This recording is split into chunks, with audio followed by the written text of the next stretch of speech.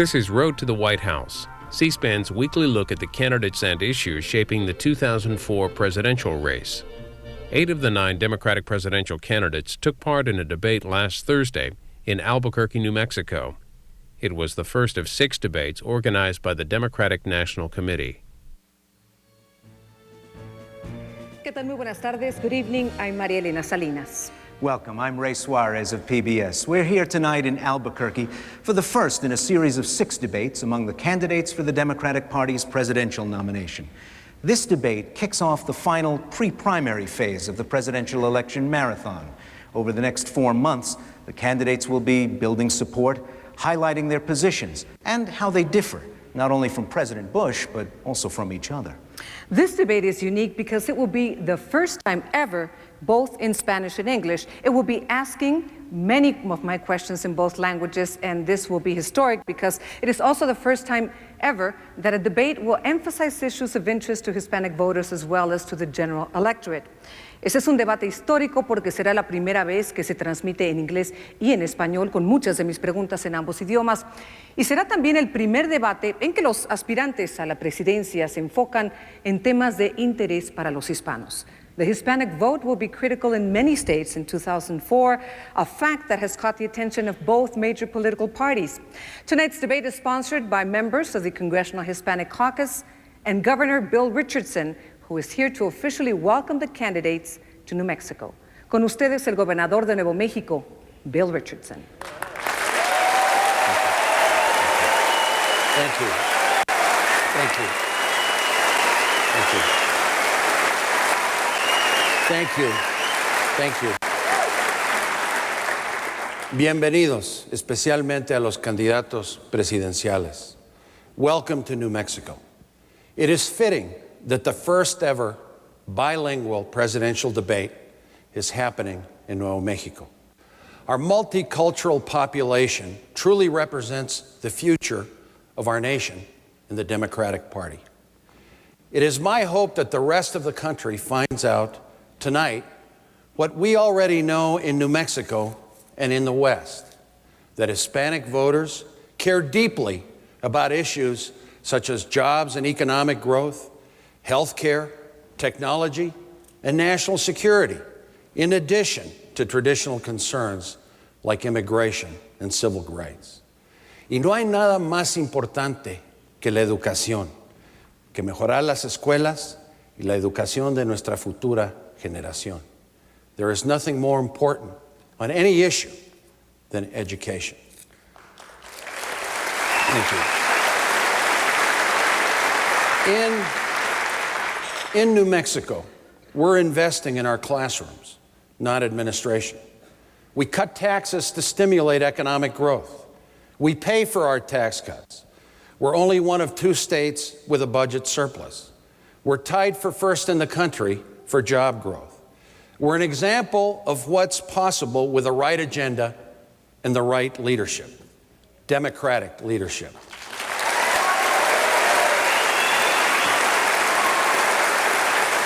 And we can do the same in Washington. I challenge Hispanics across the country to mobilize and energize our communities for next year's election. Unidos podemos decidir el próximo presidente. I want to thank the Congressional Hispanic Caucus and their great leader, Congressman Cito Rodriguez, for helping to organize this event. I also want to thank the chairman of the Democratic National Committee, Terry McAuliffe, for his outreach to the Hispanic community. And on behalf of the citizens of New Mexico, a state we're all very proud of, welcome to the land of enchantment. Thank you.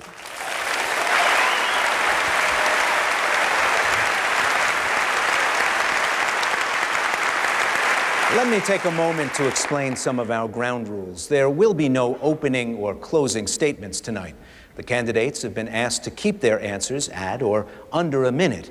At a minute, a warning light will go off. We will not interrupt an answer, unless it goes more than 1 minute and 30 seconds. However, we will be keeping close tabs on how much time each candidate has actually used, so that if a candidate has a long answer in an early section of the debate, he or she will get less time to respond in the next segment. In this way, we can keep a close eye on the time and adjust for fairness throughout the debate, not just at the end.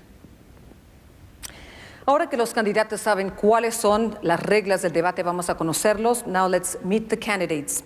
The order of the podiums was chosen through a random drawing. We'll begin from my left to the right. Florida Senator Bob Graham. Thank you. Missouri Congressman Dick Gephardt. Former Ambassador and former Illinois Senator Carol Moseley Braun. The only woman in the group, I might add. Massachusetts Senator John Kerry. Ohio Congressman Dennis Kucinich.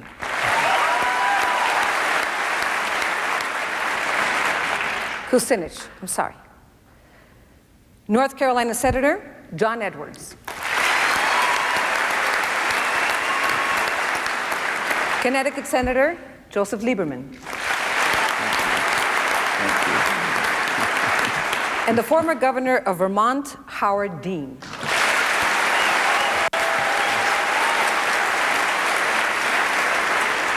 And I'll begin tonight's questioning with Governor Dean.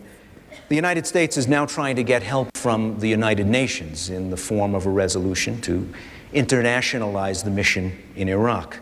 How much decision-making power can the United States share, while at the same time urging other countries to share the cost and share the risk of being there? Well, as you know, I believed from the beginning that we should not go into Iraq without the United Nations as our partner. And in this situation, fortunately, the President is finally beginning to see the light. We cannot do this by ourselves. We cannot have an American occupation and reconstruction. We have to have a reconstruction of Iraq with the United Nations, with NATO, and preferably with Muslim troops, particularly Arabic-speaking troops from our allies such as Egypt and Morocco. We cannot have American troops serving under United Nations command. We've never done that before. But we can have American troops serving under American command, and it's very clear to me that in order to get the United Nations and NATO into Iraq, this president is going to have to go back to the very people he humiliated, our allies, on the way into Iraq, and hope that they will now agree with us that we were wrong to go, that they will now agree with us that we need their help there. We were wrong to go in without the United Nations. Now we need their help, and that's not a surprise. Congressman Gephardt, you were one of the early supporters of the Iraq intervention and voted to authorize the use of power there. Touch on those same points. How much authority, how much decision-making power can the United States cede in order to get the cooperation of its allies for the mission from here on out?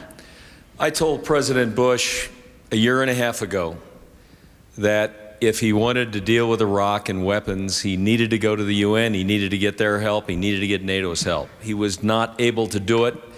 He should have done it after we went in. I even told him in an early stage, you're not going to need him going in, you're going to need him coming out. I said, this is going to be complicated, difficult, and long. He needs to be there now. Let me tell you something. We have a president who has broken up the alliances that Democratic and Republican presidents have put together over 70 years. We need our friends. We need friends from all over the world in Iraq now. We can't afford $1 billion a week. We can't be losing all the people that are lost over there. It would be a big difference in Iraq if we had an international force there and not just American and British troops. He is not doing this job. When I am president, I will go back to the UN, I will go to NATO, I will repair these alliances, and we will again lead a world alliance against terrorism and the other problems that we face. Congressman Kucinich, some of those allies that the two earlier speakers have referred to have already said that the current resolution that's circulating doesn't go far enough. Can we keep American civil administration and American military administration as it currently exists and expect the rest of the world to come to the aid of the United States? I believe that it is time to bring the troops home. It is time to bring the UN in and get the U.S. out. Ahora es el tiempo de volver nuestros soldados de Iraq. And what we need to do in order to accomplish that is to get the United Nations together on an agreement that provides for the following. First, that the UN will handle the collection and distribution of all oil revenues for the people of Iraq without privatization. Second, that the UN will handle all contracts, no more Halliburton sweetheart deals. And third, that the United Nations will proceed to work with the people of Iraq to construct a government that the people of Iraq can call their own. Under those conditions, the United States can move away from Bush's blunder, which Iraq will be known as, because there was no reason to go into Iraq at war with Iraq in the first place, and everyone who took the responsibility on this stage has to answer to the American people for voting for that war. I led the effort against it. Maria Elena? Right, let's go to Senator Kerry, who voted for and was a very strong supporter of going to war with Iraq. Now, what does going back to the UN after we basically told the UN, or the U.S. basically told the United Nations that it was irrelevant, what does that do to our standing in the world?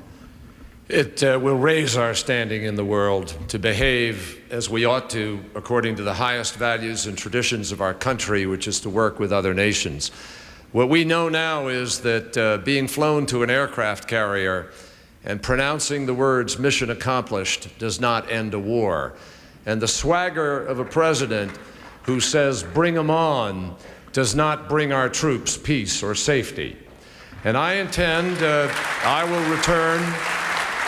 I believe we need a president who understands how to get it right in the beginning.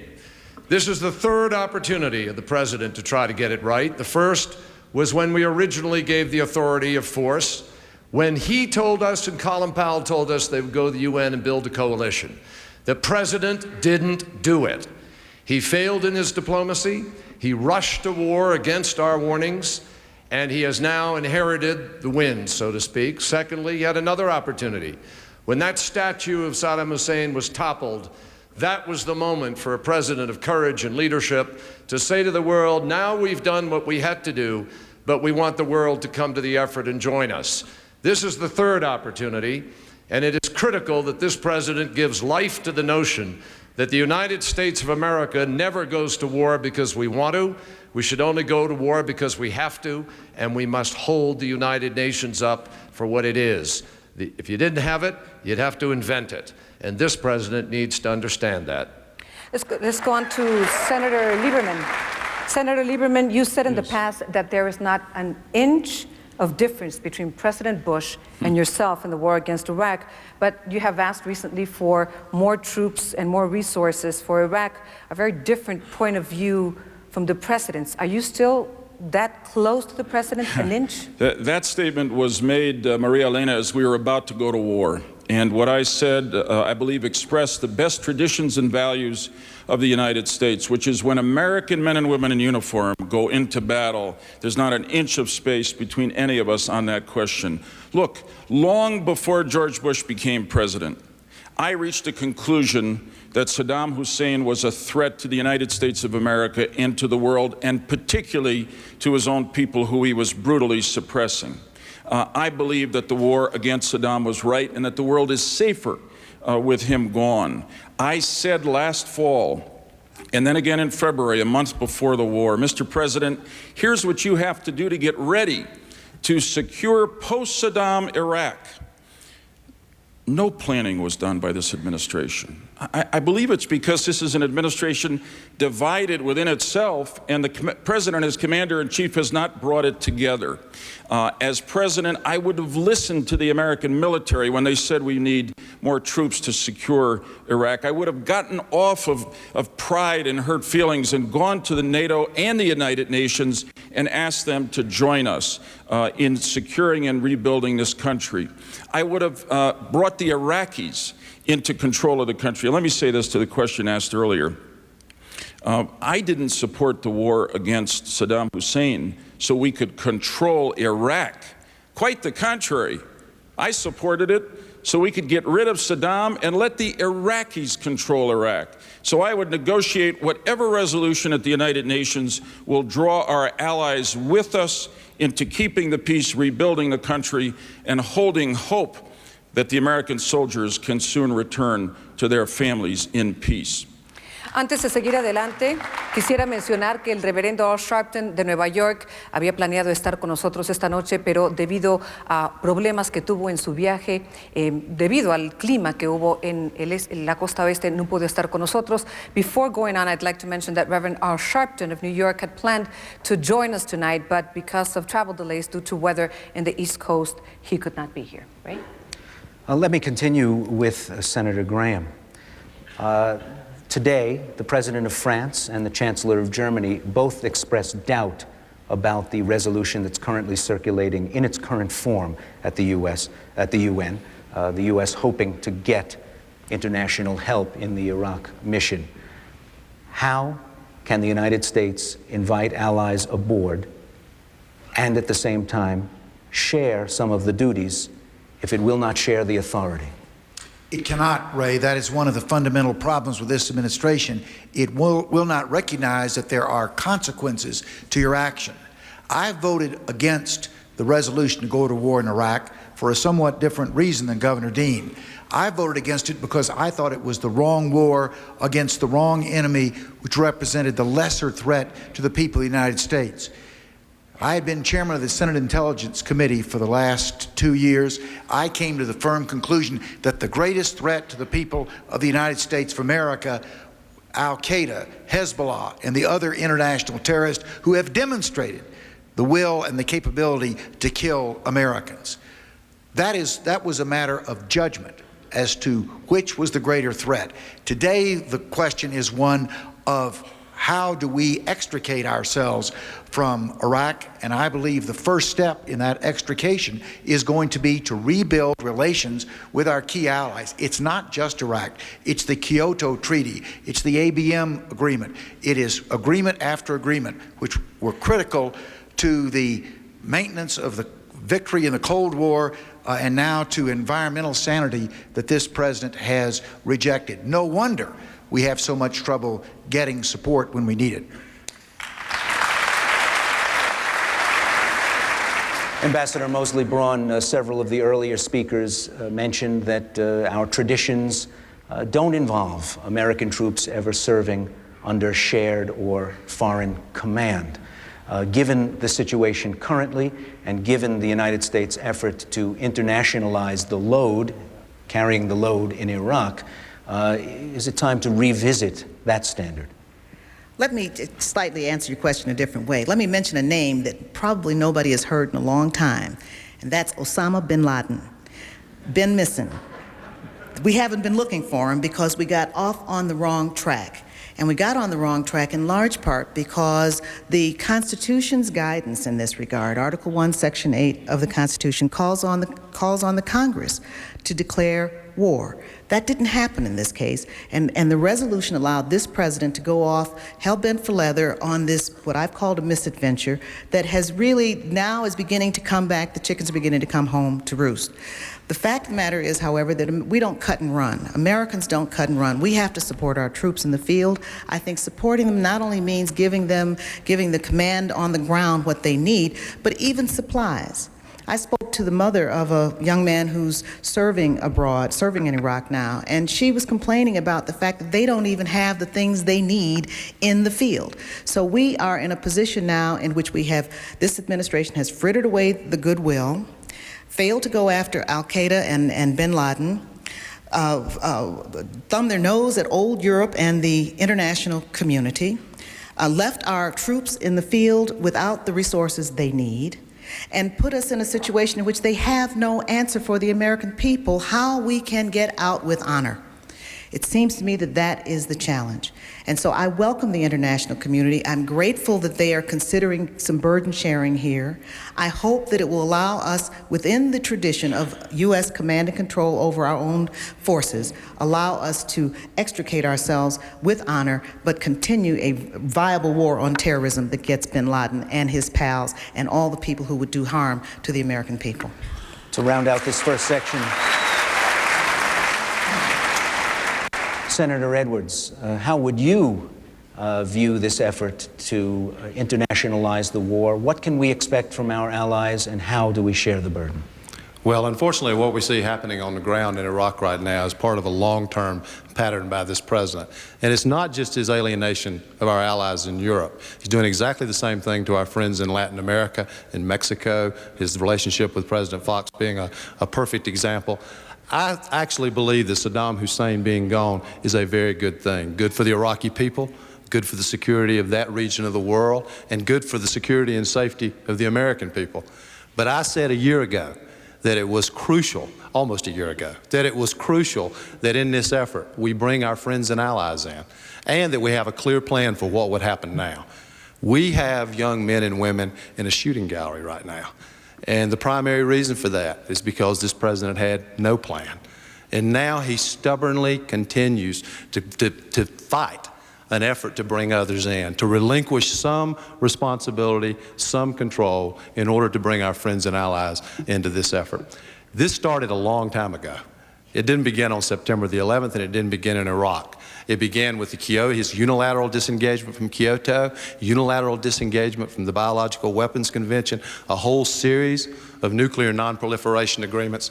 When I am President of the United States, I will lead in a way that shows that America is strong, but at the same time that we will solve the world's problems with the rest of the world in a multilateral, coalition-building way that brings the power and force of the entire planet to the effort to solve the world's problems, because that is the most effective way to create respect for America. And at the end of the day, the American people are safer and more secure in a world where America is looked up to and respected. María Elena? Estén o no de acuerdo con la invasión a Irak, el país ya está comprometido ahí y todos los días prácticamente mueren 1 o 2 soldados o algunos resultan heridos. ¿Qué le dicen entonces ustedes a los padres de estos soldados que se encuentran allá? ¿Qué debe de hacer los Estados Unidos? ¿Enviar más tropas, empezar a reducir la cantidad de tropas o mantener las mismas que están en ese lugar? No matter what your point of view was on the war, whether you voted for it or you were against it, the truth is, the fact is that now we are committed there in Iraq, and nearly every day we hear of 1 or 2 soldiers dying, 1 or 2 soldiers being hurt. So now what do you say to the parents of these soldiers that are there in Iraq? What is the next step for the U.S.? What do we do with the troops? Do we bring back the troops? Do we send more troops, or do we keep the current levels that are there? Mr. Lieberman, you have already said that you would commit more troops. Congressman Gebhardt, what would you do? We cannot cut and run. We've got to see that this situation is left in a better place. We have to form an international coalition to get it done. This president is a miserable failure. He is a miserable failure.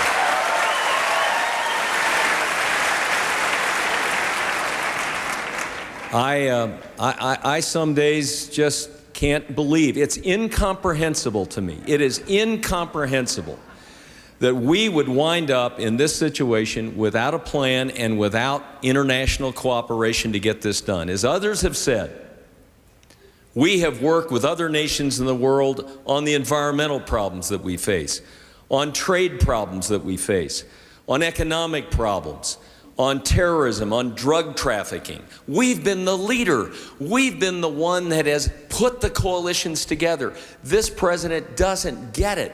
He's a unilateralist. He thinks he knows all the answers. He doesn't respect others. Look, you got to respect other leaders. They didn't agree with us. You got to work with them, talk to them, Put together the coalitions that we need. That's what I would do. That's what he should be doing. But you said we can't pull out now, so do we send more troops or do we keep the ones that we have there? No, we get help. We get the help that we should have gotten from the beginning. We go to the Turks, we go to the Indians, we go to the Chinese, we go to the Russians, the French, the Germans, and we work out a resolution consistent with all the traditions of the American military. We're not going to turn our troops over to UN command. We've done this in Bosnia, we've done it in Afghanistan. We can do this. But this president has to lead, and he is not leading. He's a miserable failure on this issue, and he must be replaced in the election. Senator Lieberman, you would send more troops. Excuse me? You would send more troops, Senator Lieberman? I would send more troops because the troops that are there need that protection.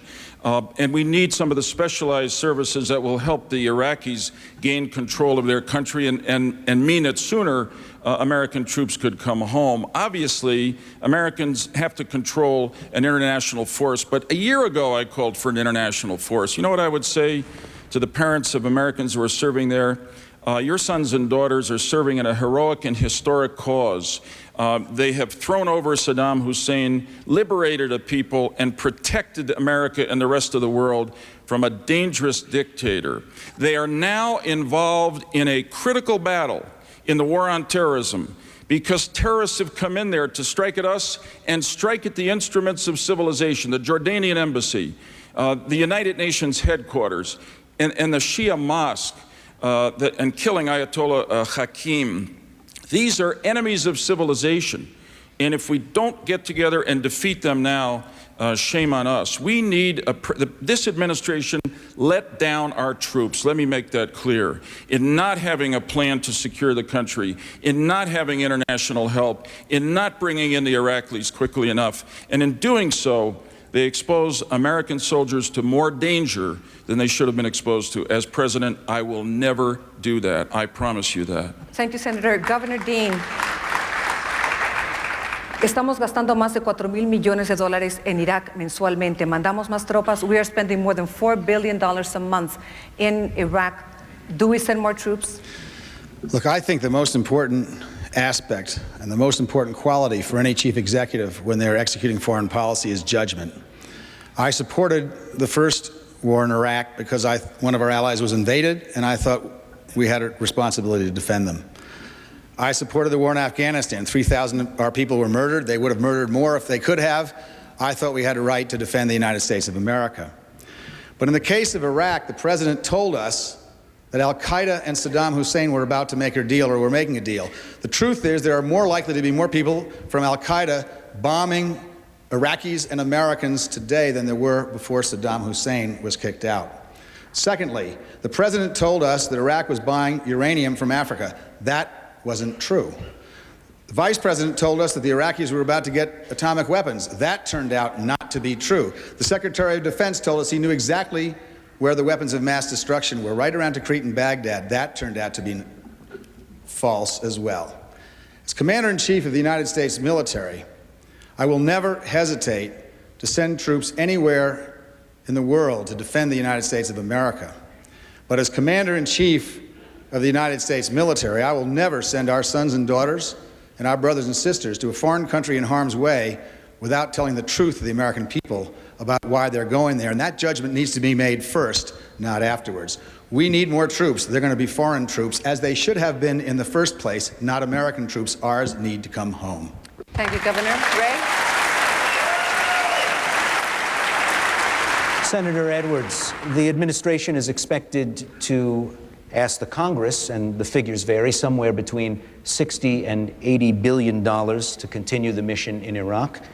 Will you support that spending? I think the President and the administration need to say to the Congress and to the American people what this war is going to cost over the long term, how long they think we're going to be there, how long, you asked earlier of some of the other candidates, what they would say to the mothers and fathers of men and women who are there now and those who have died. Just a week ago, I spoke to the wife of a young soldier from North Carolina who had died, who had young children. And what I would say to them is they have served courageously. They have done an extraordinary job for their country. But the reason we are in this situation we are in now is because this president has not led. He has not addressed the problem of bringing in others. He has not brought our allies, our friends. He has not gone to the United Nations in the way that he should have. And the very least, it seems to me, that the American people are entitled to is to find out how long he believes we'll be there and what he believes it's going to cost. Because one of the great benefits of bringing in our friends and allies is to relieve some of the burden from the American people. And this, by the way, is the same administration that while they won't tell us what Iraq is costing, and they won't tell us how much they think it's going to cost, say we can't afford a real prescription drug benefit. We can't afford health care for our people. We can't afford college for our kids. Well, the president needs to tell us the truth about the cost. Senator Graham, you'll be one of the people asked to vote as well. Will you support that increased expenditure? Because it looks like it's going to cost a lot of money one way or another for the United States to finish and leave in Iraq. The answer is yes. I believe that we have courageous men and women on the ground who are putting their lives at risk at the rate of 1 per day, 10 per day being wounded and maimed in Iraq during this time of occupation. We have an obligation to support those troops. The president has an obligation to speak candidly to the American people, to answer the questions that have not been answered, such as what will be, with international cooperation, our long-term commitment in Iraq. What will we do about restarting the war against against Osama bin Laden, which he effectively abandoned 12 months ago? What will we do about those countries that pretend to be our friends who in fact have been our enemies in the war on terrorism? What is our exit strategy? How will we leave Iraq? And finally, who is going to pay this $60 to $80 billion? Are we, this generation of Americans, going to pay our bills? Are we going to ask our children and grandchildren to pay for this by adding to an already staggering national debt? Senator Kerry, you'll also be asked about that expenditure. Will you vote to approve it? I think there are several levels of failure of leadership here. The first is that the president has failed altogether to share with the American people the truth about the cost, the truth about the reasons, and the way in which he is going to protect the troops and the interests of the United States of America. You asked the question, what you say to the parents. That's something I've thought about a lot because I remember the lesson of Vietnam is that you need to be able to look a parent in the eye if you send their kids to war and be able to say to them, we tried to do everything possible not to lose your son and daughter. We did everything available to us. I think there's a failure of leadership because this president did not, in fact, pass that test in the way he rushed to the war. And I and others warned him not to rush to war, to take the time to build the coalition and do what's necessary. Why? Because not only do you gain more support for your country, but that's the way that you best protect the troops in the field. The next level of failure of leadership is in actually not doing what's necessary now to protect the troops. I disagree with Joe Lieberman and others. We should not send more American troops. That would be the worst thing. We do not want to have a more Americanization. We do not want a greater sense of American occupation. We need to minimize that. And the way to do that is do everything possible, including sharing the power, to bring other countries in to take the burden. And the final failure of leadership is the failure of this president to understand the world today. The problems of North Korea before they're a crisis, where you need to negotiate. Africa and AIDS before it's a crisis, not a matter of a political stop. The issue of proliferation. This president wants to build a new generation of nuclear weapons. I don't want another generation of usable nuclear weapons, and we have to need the president to say no. María Elena. Let's talk about the economy. Vamos a hablar de la economía. A pesar de que hay indicios de una recuperación leve en la economía, los índices de desempleo siguen aumentando, particularmente afectan a los hispanos, que en este momento son el 8.2% de los desempleados. Como presidente, ¿qué haría para aliviar esta situación? So the economy is growing slightly. The number of jobs is continuing to decline, and unemployment has risen faster for Hispanics than any other sector of the country. Right now it stands at 8.2%. What would you do as president of the United States to remedy the situation? Let's begin with Congressman Kucinich. The following steps need to be taken in order to begin to help the American economy recover. First of all, when you consider that we've lost 2.7 million manufacturing jobs since July of 2000, it's shocking, but the United States does not have a manufacturing policy, an economic policy which states that the maintenance of steel, automotive, aerospace, and shipping is vital to our national economy and our national security. We will have a policy when I'm president.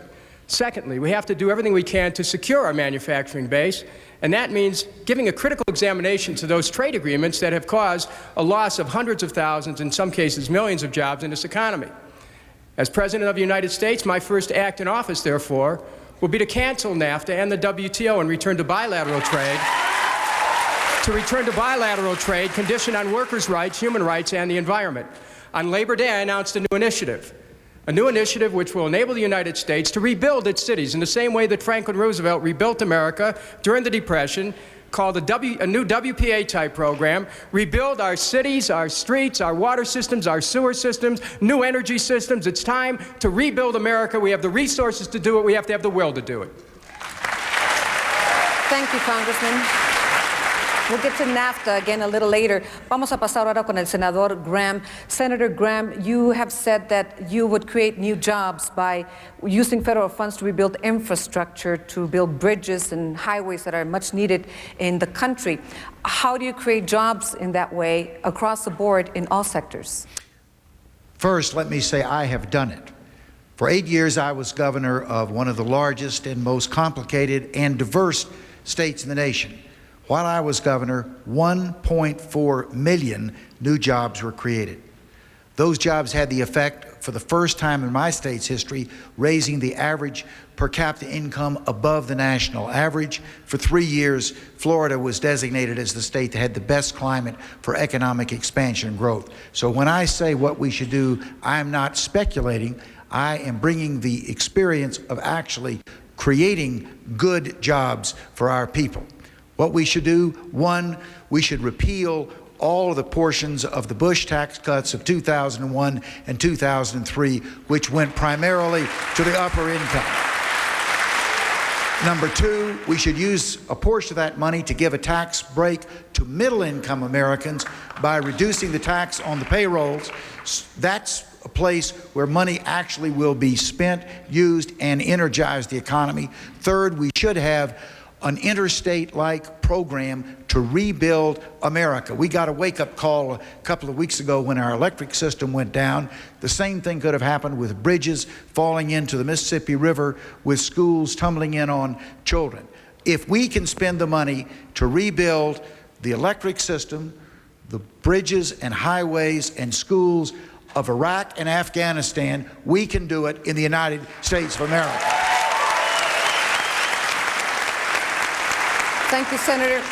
Ambassador Mosley Brown, he's saying to repeal the tax cuts in 2002, 2003. Do we ask people to give the money back? No. No, you'll never get it back. The point is, we are witnessing for the first time in recent history embedded wealth, entrenched poverty, and a shrinking middle class in America.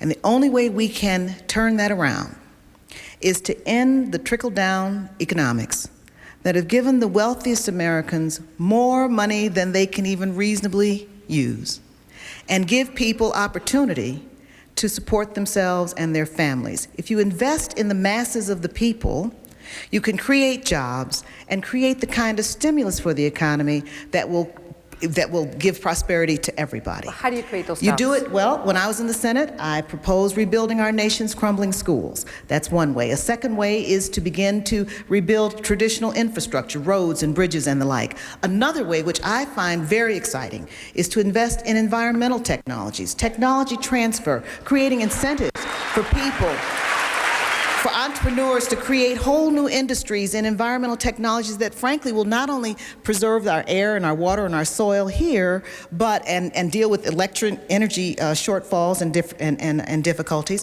but also give us product to sell to the rest of the world. I want to finish up with one other point. I am also very concerned about the pay gap, what I call the sticky floor, on which many women who are sole providers often for their families are stuck. Women, right now, you've heard 76 cents on the dollar. That's for Anglo women. African American women, it's about 67 cents on the dollar, and Hispanic women, it's about 56 cents on the dollar. You can't use 56 cents to buy a dollar loaf of bread. You have to be able to support your families, and getting rid of this pay equity, of the pay inequities, and leveling the playing field between men and women in terms of the amount of money that they earn, with which they can support their families, is a real priority and will be a priority in my administration. Thank you, Ambassador Ray.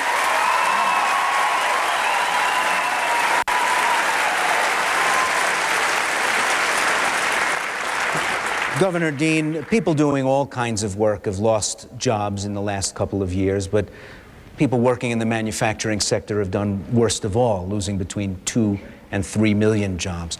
Now, Congressman Kucinich talked about preserving certain industrial capacities as a matter of national security, but given the way goods move around the world, can we really say to a laid-off American steel worker, textile worker, or auto worker with any assurance that they're ever going to get their jobs back?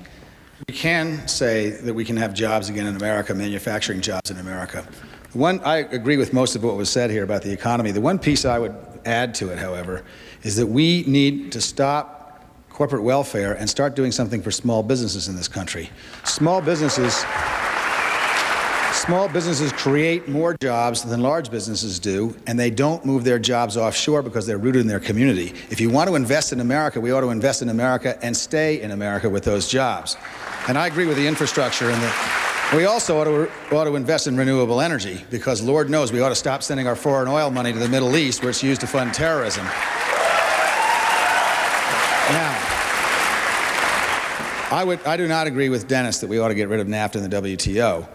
But we do need to understand what makes the European Union work. You can't get into the European Union unless you have exactly the same labor and environmental and human rights standards that you do in all those countries. We ought not to be in the business of having free and open borders with countries that don't have the same environmental, labor, and human rights standards. And if you do that, we're going to be able to create manufacturing jobs in America again, and they'll stay in America. Senator Edwards. North Carolina has seen the loss of many of the jobs that we've been talking about. What's the role of the president in all of this? Well, you know, the president goes around the country speaking Spanish. The only Spanish he speaks when it comes to jobs is hasta la vista.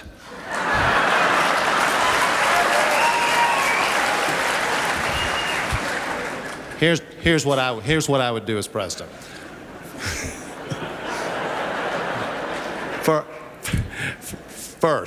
First, I would stop these tax loopholes that give American businesses a reason to go overseas. Instead, we ought to give tax breaks to companies that'll keep jobs right here in America. I would also make sure in our trade agreements, for some of the same reasons that Dennis just talked about, that we had real environmental protections, real labor protections, prohibitions against child labor and forced labor, so that we give our workers a better chance to compete. But it's not enough to just protect the jobs that we have. We have to create jobs, and particularly in those communities where the job loss has been greatest. So what I would do is identify those places in America that have been hit the hardest, particularly by trade, and create a national venture capital fund for businesses that will locate there, give tax incentives to existing business and industry that will come there. The two other things we need to do, though, to get this economy going again is something this president's incapable of doing, which is cracking down on corporate cheating so that business actually works for employees. And finally, we need to stop President Bush's war on work. We need to stop these tax cuts for multimillionaires who invest and instead give tax cuts to working people to help them buy a house, to help them educate their kids, to help them get health care, to help them save. That's the kind of tax cut that can actually help middle-class working families. Thank you, Senator Edwards. María Elena. Estados Unidos y Latinoamérica están negociando la creación del ALCA para extender el Tratado de Libre Comercio en Latinoamérica para el año 2005. ustedes apoyan este esfuerzo.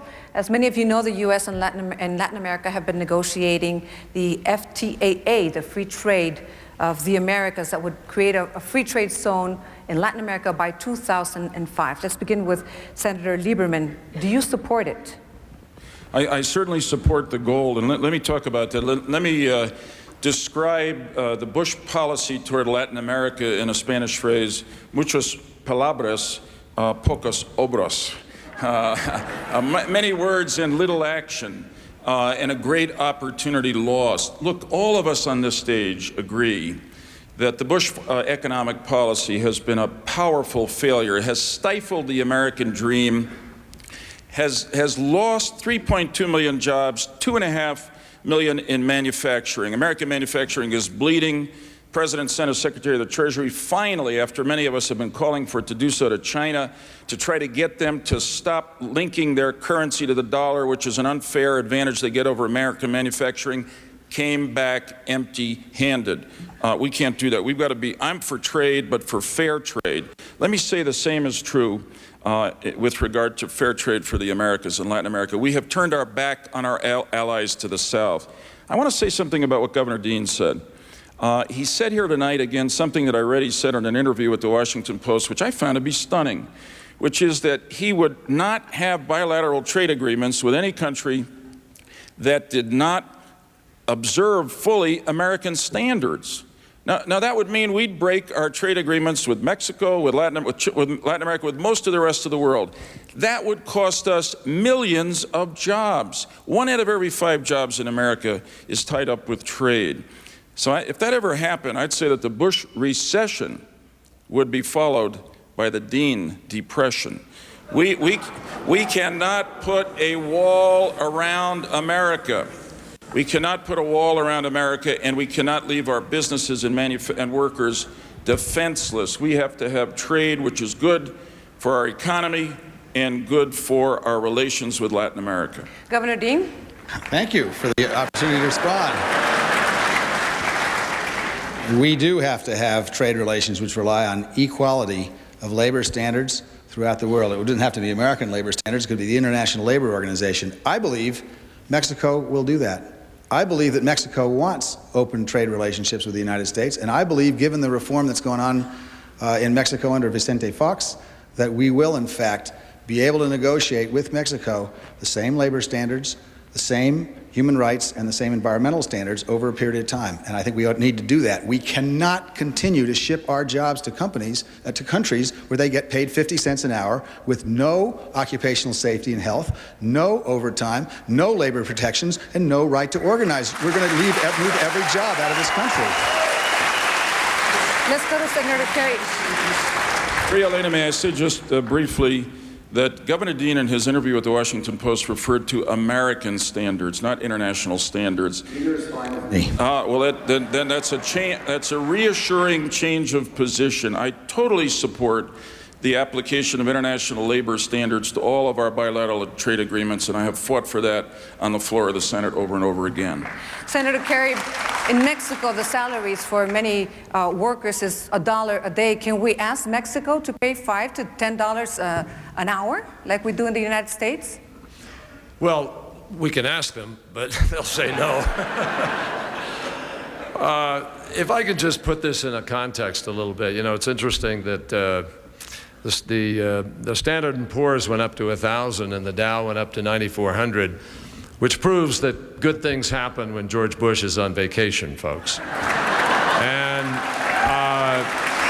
I want to, in fact, I think the only jobs created in the United States of America by George Bush are the 9 of us running for President of the United States. But I want to speak to the larger question because it's critical. I don't support the Free Trade Agreement of Americas as it is today. I don't support the Central American Free Trade Agreement as it is today because they do desperately need to have increased labor standards, environment standards to bring other countries up. You can't have trade be a rush to the bottom, and you can't leave other nations with a one-way street, and you can't abuse people the way it has been. But more importantly, we need to jumpstart jobs here at home. We have an extraordinary ability, an entrepreneurial capacity second to no people on the planet. This president isn't asking Americans or giving Americans the opportunity to do that. Education could be more invigorated. Science could be more invigorated. The most anti-science administration in modern history. We need to push energy. Energy independence for the United States of America will create thousands of jobs in our country. We need to push the environmental standards. And most importantly, we need to guarantee that our children are not made the abuse of political slogans, leave no child behind. You have to fund education, and you have to guarantee that we're not content to just spend $50,000 a year in prison. Head Start needs full funding. Children need to be funded in this country. Senator, but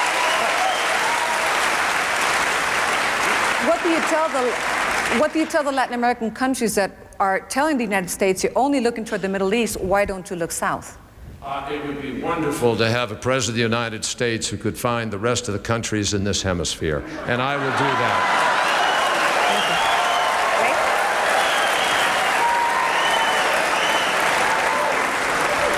Congressman Gephardt, we've heard mixed support for NAFTA as it's been working for the last almost 10 years, and mixed levels of support for free trade in the Americas. Where do you stand on these two questions? Well, I'm surprised, frankly, to hear the outpouring of support for standards for the environment and labor in treaties like NAFTA and the China Free Trade Treaty. Most of the candidates here voted for those treaties without proper standards. I was the one who took on my own president, and I agreed with Bill Clinton on most things. I was his majority leader, but I thought on this it was wrong because we didn't have those standards in the provisions of the treaty. We had side agreements that didn't mean anything, but we need it in the treaty. They're right. We do have a race to the bottom. Remember what Henry Ford said?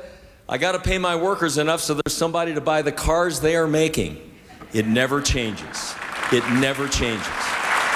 So we've got to do that. But let me go to another part of this question. I will be a president who will bring trade standards. I will lead the world to globalize the economy of the world as we must with standards on the environment and on labor. But I'm going to do something else. In 1993, I was the majority leader who led with Bill Clinton to get this economy straightened out. Bill Richardson was my chief deputy. We were out on the floor. We didn't get a Republican vote in the House or a Republican vote in the Senate. We passed it by one vote in both houses. Dick Armey said it would create a depression in the country. He was the minority leader. Let me tell you something. He wasn't wrong. He was dead wrong. You remember 23 million new jobs in 7 years. Unemployment was in 3%. We took a $5 trillion deficit and turned it into a $5 trillion surplus. We know how to do this. I know how to do it. And when I'm president, we'll get this economy moving again. I'll get rid of the Bush tax cuts. I'll get everybody health insurance that can't be taken away from you. I'll have an energy program I'll call Apollo 2 that'll make us independent of Persian Gulf oil.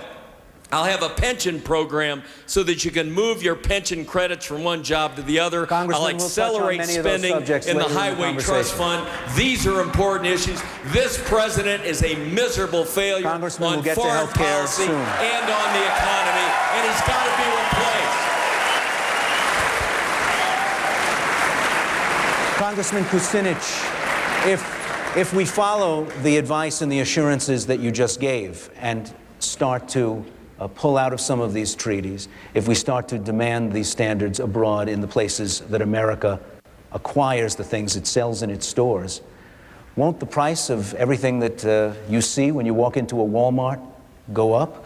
Everything that you see when you go into a Kmart or even to the supermarket? Well, the real question, Ray, is what kind of profits do the Kmarts and the Walmarts of the world make? Well, Kmart, not too much.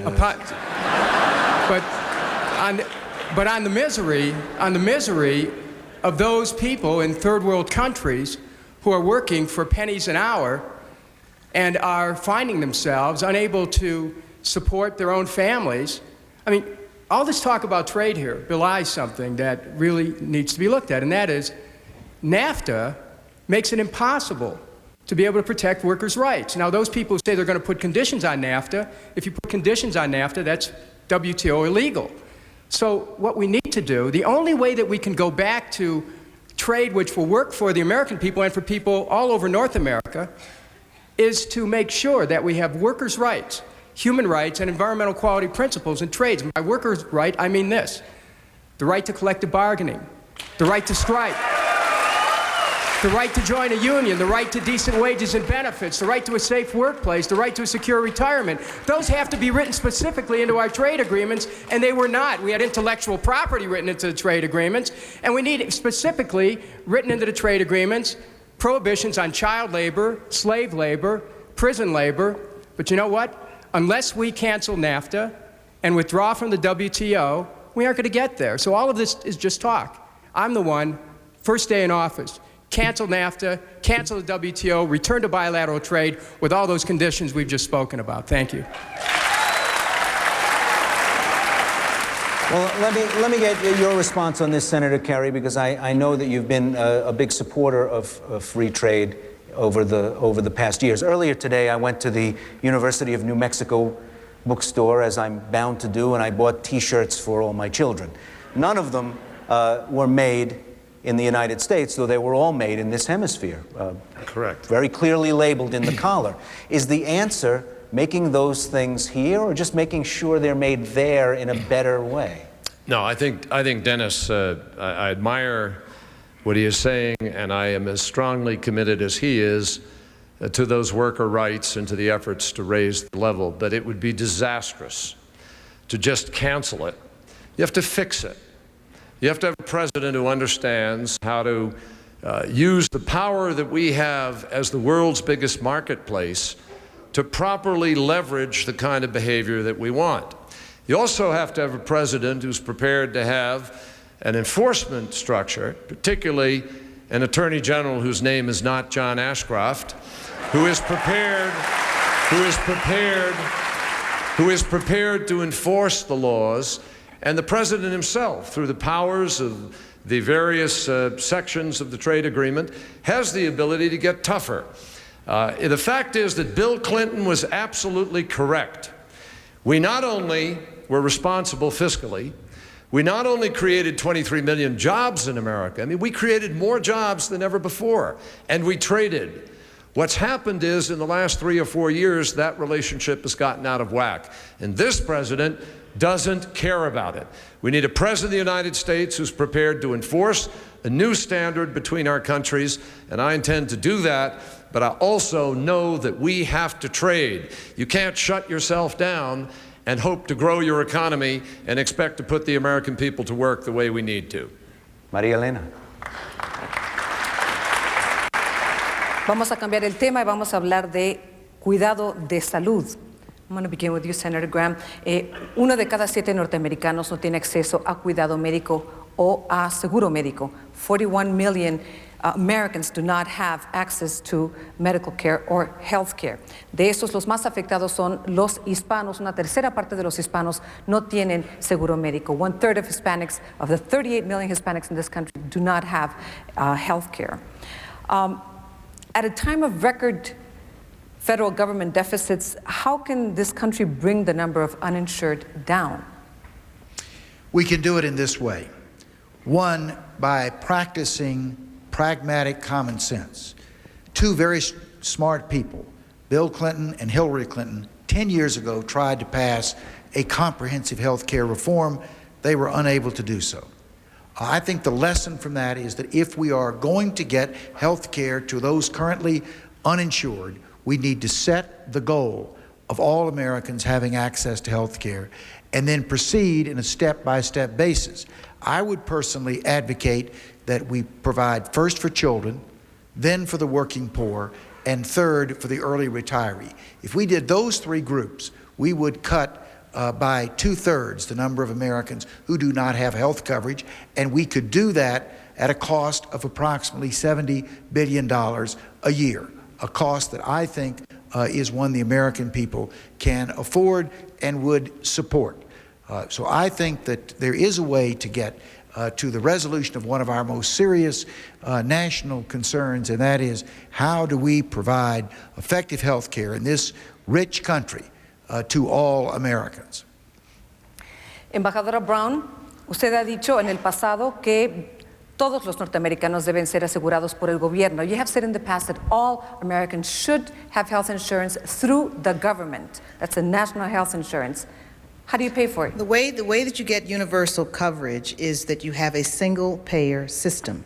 And if you have a single payer system, then you will be able to cover everybody. Everybody in this country already gets health care.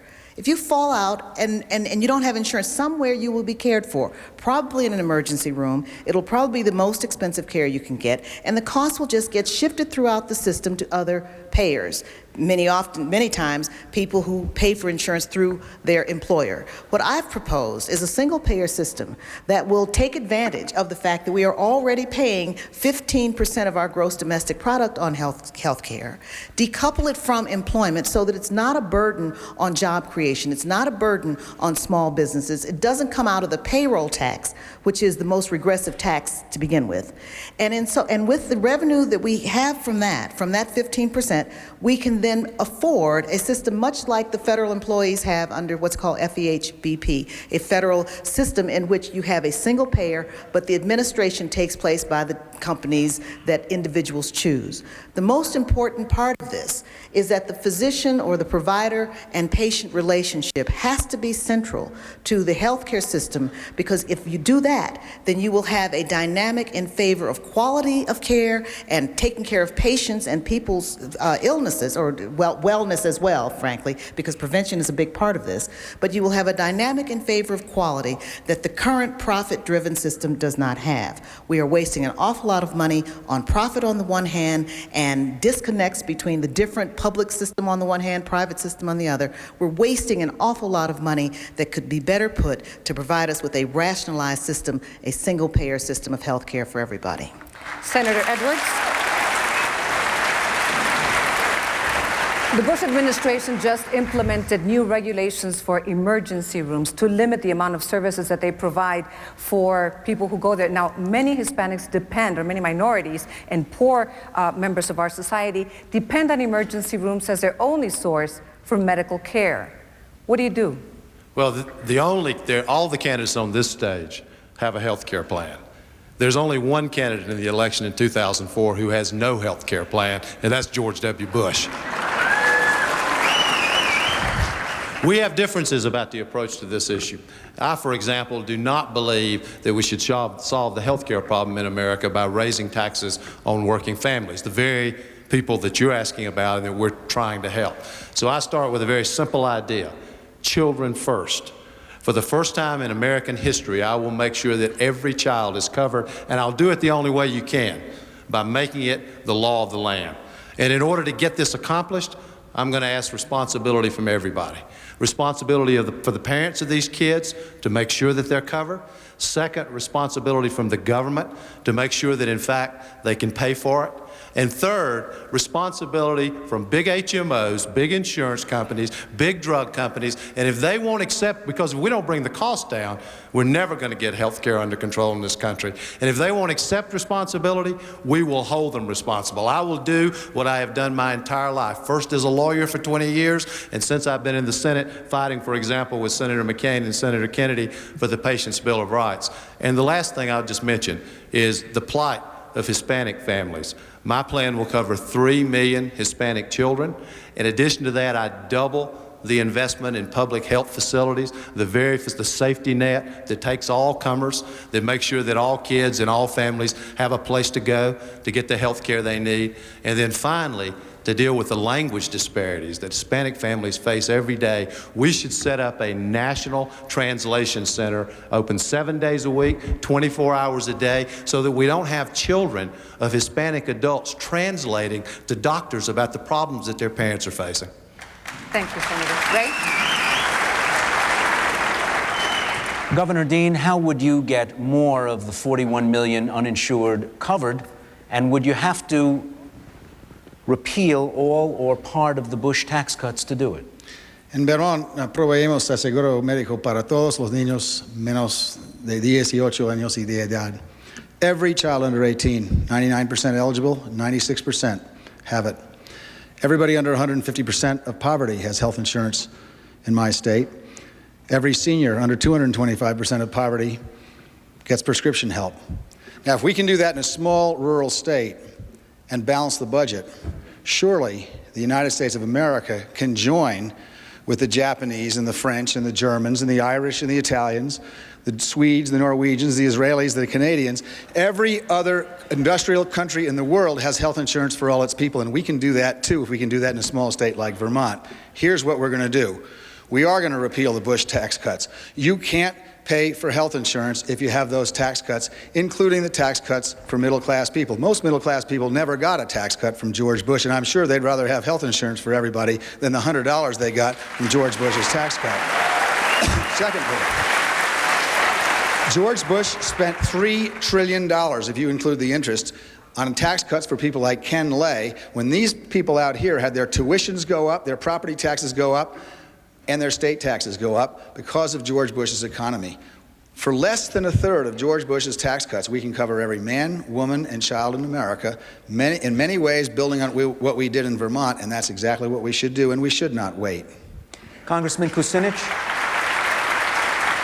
how do you get more of the uninsured covered, and do you have to repeal the Bush tax cuts to do it? La salud es un derecho humano, no un privilegio. I've introduced a bill which states that health care is a right, not a privilege, and it's to get the profit out of health care, and here's a copy of it. It's H.R. 676. The sponsors are Mr. Conyers, Mr. McDermott, myself, and a number of members of Congress. Congress right now has in front of it a plan that would cover all medically necessary health services. All individuals.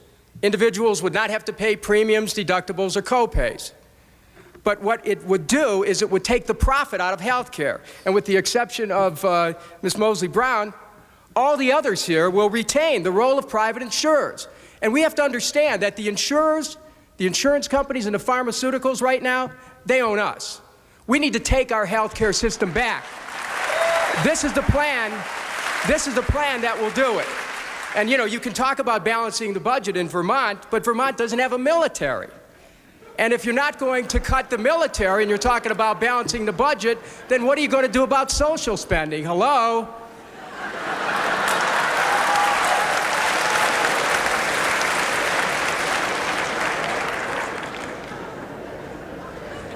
Senator Lieberman, how would you cover more of the uninsured, and would the Bush tax cuts have to go in order to do it?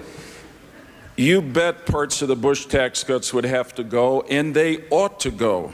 Leadership is about priorities, and priorities are about values. You know, this president loves to talk about values, faith-based values, but is it really good faith-based values? Remember what the Bible says about don't harden your heart to the poor, open your hand to them. Is it really good faith-based values to give tax cuts of tens of thousands of dollars to millionaires in America and have 9 million children without health care in this richest of all countries in the world? The answer is, of course not. So we've got to take back some of those high-income tax cuts. But I disagree with Governor Dean and others who would adopt so large a program that it would force an increase in middle-class taxes. That's not fair. The middle class is stressed today. They've got it up to here, and they got more than $100. Let's be honest about it. A lot of them got thousands of dollars. They got the end of the marital tax penalty, child care tax credits, and so on. I want to protect those, and we can, with a systematic, step-by-step proposal. This is an outrage that particularly hits the Hispanic community. 3 million Hispanic children uncovered. I want to create Medikids. I think it's the best plan that's been offered.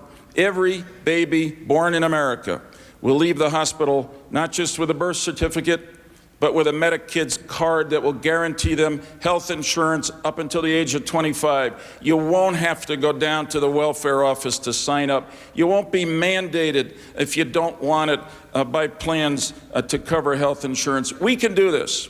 And as president, I'm going to bring the right priorities and values to the Oval Office, and I will make every American currently uninsured eligible for high-quality, affordable health insurance. Quick response from Ambassador Braun. Yes, I must take issue. A single-payer system will not raise taxes on the middle class, and indeed, the plan I've proposed will free up middle-class incomes because it'll take some of the pressure off of the payroll tax. We can fund this within current spending without raising taxes. And I think it's very important that people understand this is not new tax burden on anybody. This is universal health care in a way that makes sense. Maria Elena. Thank you. We're nearing the end of the debate, so let's try to be brief with our answers. We're going on to the next subject. Ahora vamos a hablar de algo muy sencillo, muy directo. La pregunta es si apoyarían un programa de legalización para los indocumentados en este país. It seems like politicians nowadays are afraid to use the A word, amnesty, as if it were a contagious disease. So let's talk about legalization or regularization of undocumented workers. And Senator Kerry, would you support legalizing undocumented immigrants in this country?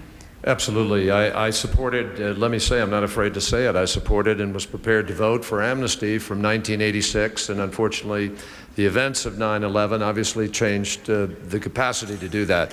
I believe we have to change it. It's a matter of human rights, a matter of civil rights, a matter of fairness to Americans, and it is essential to have immigration reform. I want to say immediately that anyone who has been in this country for 5 or 6 years, who's paid their taxes, who has stayed out of trouble, ought to be able to translate into an American citizen immediately, not waiting. In addition to that, we have about 37,000 people served in the armed forces of the United States who are legal residents. They should automatically become American citizens for having served their country in that way. And thirdly, I believe we need to be sensible about the use of the matricular cards. We need to be able to negotiate with President Fox. We have to change the guest worker program.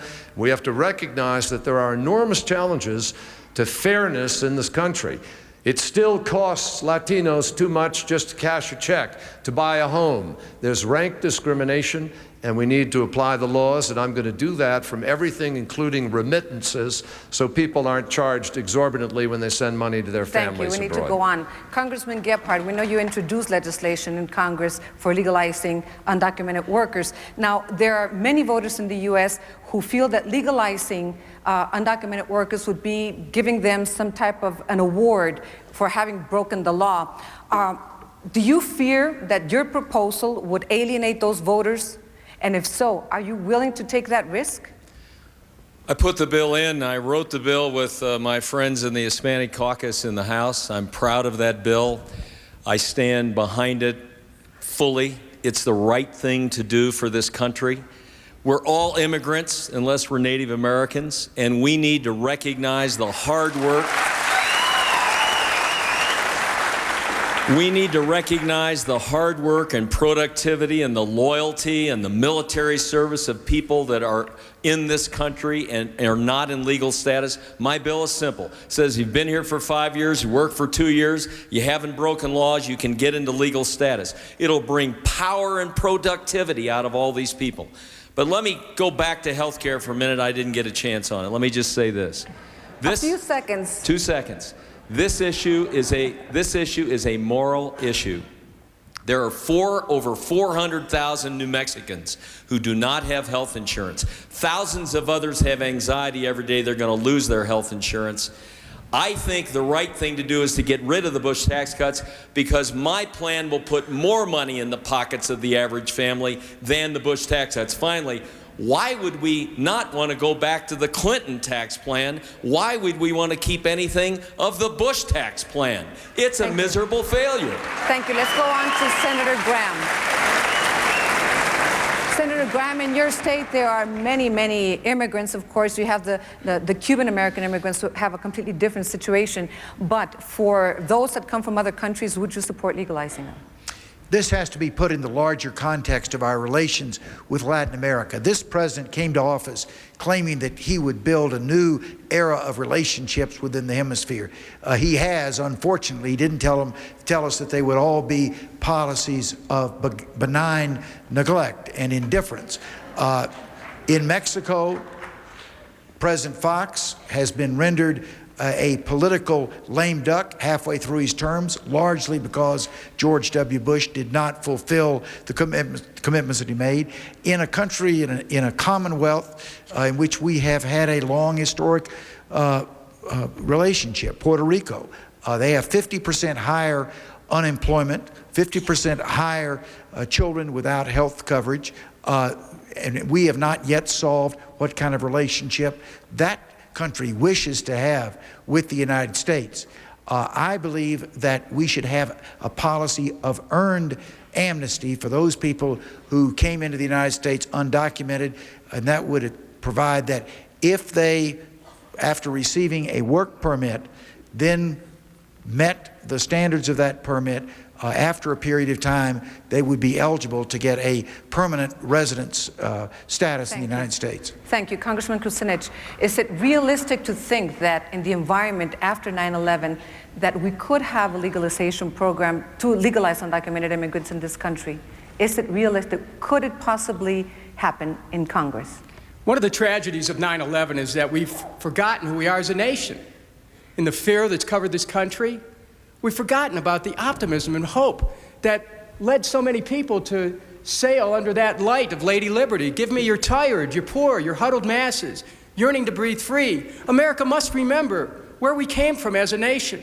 And in doing that, we need to extend our arms once again to the world community and bring those, the tempest tossed, to the United States. Yes, I'm for amnesty. Yes, I'm for legalization of status. Yes, I'm for broadening citizenship possibilities. Yes, I'm for enforcing the Fair Labor Standards Act and making sure that those workers who come from Mexico have all the protections of federal law, and including universal health care. Yes, I'm for repealing NAFTA because there's so many reasons why people left Mexico because of NAFTA. Yes, I am for lifting up the cause of human rights. Yo creo es muy importante pelear por los derechos de los trabajadores y los inmigrantes. Gracias. Thank you. Ray? Governor Dean, many of the functions of the old Immigration and Naturalization Service are now included under the new Department of Homeland Security. How do you balance the needs of the United States to both protect itself during a time of high overseas threat and process people who want to be immigrants to this country during an era of very high immigration? Let me make two observations. First of all, I think it's important not to use profiling. Profiling doesn't work. There's been a lot of studies about it. It doesn't work in Hispanic communities, it doesn't work in African American communities, and it doesn't work against Arab Americans either. Secondly, I think for 9/11 to have affected our immigration policy is ridiculous. With Latin America is ridiculous. The last time I looked, not one of those 19 hijackers was Latino. So, no, the problem here is that immigration is a hot topic because people, like the president, use code words like quotas to try to frighten people into thinking they're going to lose their jobs to somebody who is a member of the minority community. And for that reason alone, the president ought to go back to Crawford, Texas with a one-way bus ticket.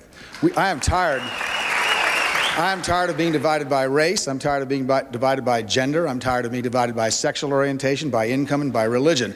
I want a country that's based on a community again. Yes, we can have a decent immigration policy in this country, but the problem with this administration is they can only think about one problem at a time. They're bogged down in Iraq. They're not defending us from Osama bin Laden, and they're not paying any attention to Latin America, which is the most important hemisphere in American history.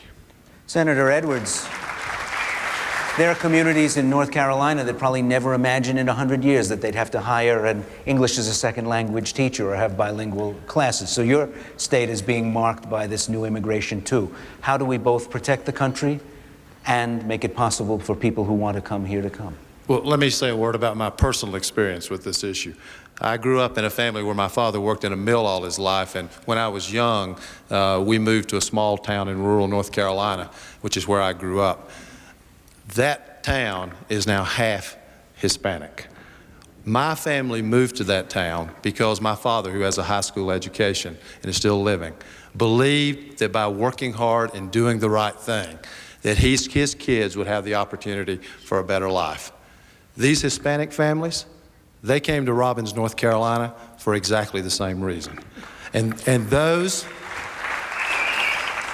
who came and live there, who work hard and are responsible, they have earned the right to be American citizens. But I want to tell you, they've also earned the right to something else that we haven't talked about tonight. We still have two public school systems in this country, one for the haves and one for the have-nots. We have got these Hispanic children who live in areas of poverty in poor communities.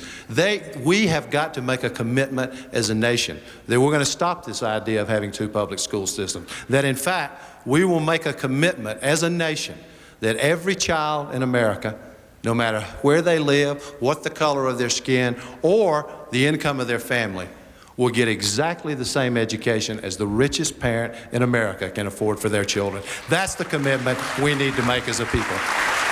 María Elena.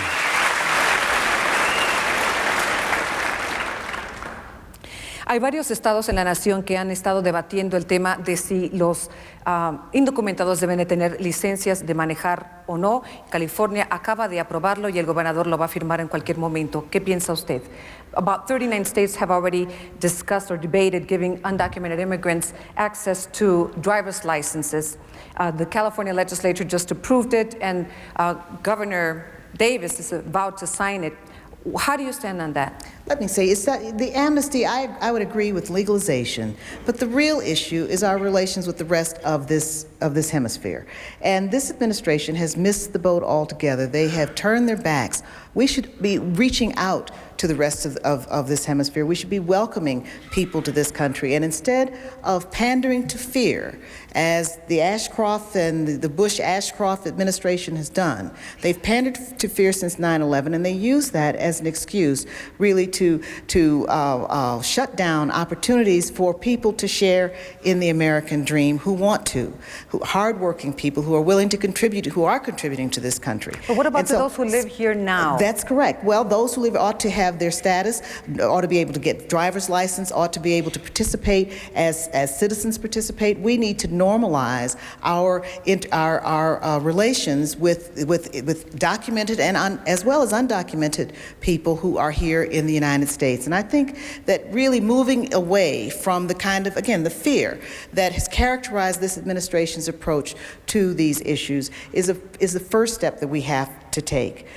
My late mother used to say, it doesn't matter if you came to this country on the Mayflower or a slave ship, across the Rio Grande or through Ellis Island, we're all in the same boat now. And this election,